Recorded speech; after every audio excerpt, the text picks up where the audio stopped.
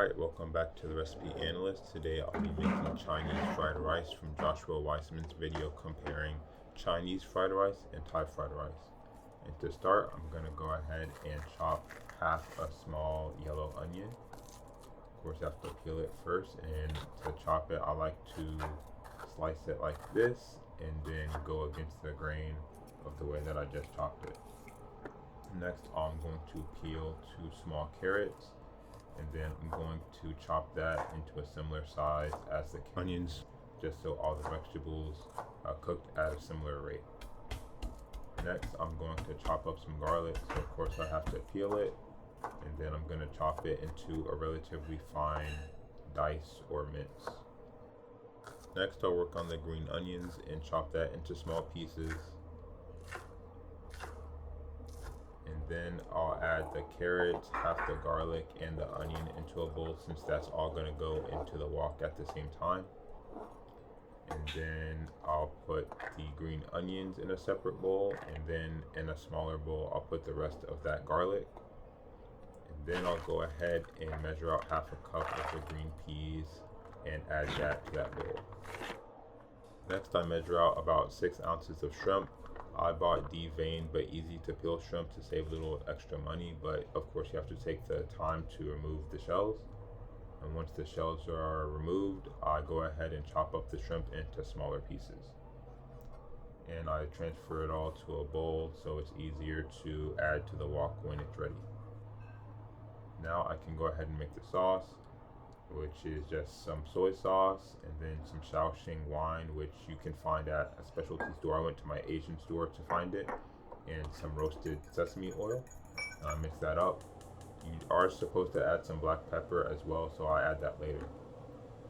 And here I made a mistake. You're supposed to add just 2 tablespoons of the vegetable oil here, so I had to remove it and then add the 2 tablespoons that I needed. And then I swirl it around the wok before adding the garlic, onions, and carrots. And of course I have to season that with some salt. So I go ahead and stir fry that. It took about 2 minutes for the vegetables to get softened before I added the shrimp. And we're basically going to cook the shrimp until it's completely cooked through here. And while that's cooking, I go ahead and beat the eggs. You can do this earlier because it just makes sense to prepare everything at the same time.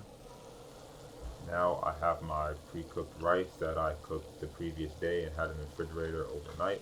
And we're just going to stir that in and break up any clumps and basically just get it warmed through. And during this, you also want to get some color on the rice to get it some extra flavor. And here I added the black pepper that I forgot earlier. Now I can add the rest of the vegetable oil that I had from earlier and add the eggs, so I can go ahead and scramble them.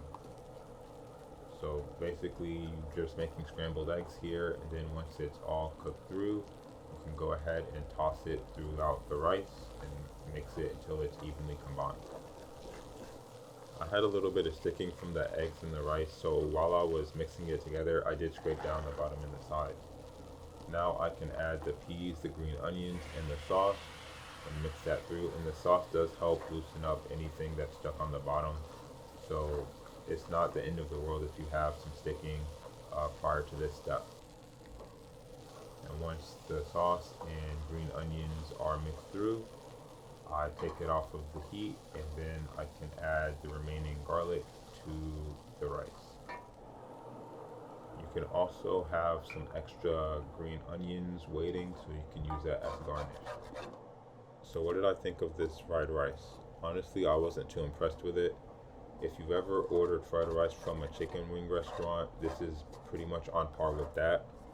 The rice quality is a little bit better since it does have some crispness to it, and the grains are more distinct than the typical wing spots fried rice.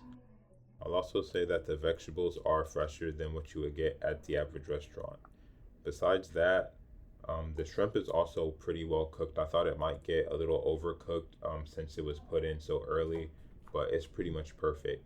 The flavor is just nothing special, and I honestly think that some of the fried rices I've made in the past, when I was just throwing stuff together, are more interesting and more flavorful than this is. Not that this is not flavorful, it's actually pretty well seasoned. It just doesn't have anything that stands out. So at the end of the day, I'm going to give this a 7 out of 10. It's definitely something that you wouldn't mind as a side or even as a main dish, but it's not something that you would say, oh yeah, I want you to make that again. Anyway, if you know of any recipes that you want me to try, let me know in the comments below. And as always, you can go to therecipeanalyst.com to read a more in-depth analysis of this recipe. Thanks for watching.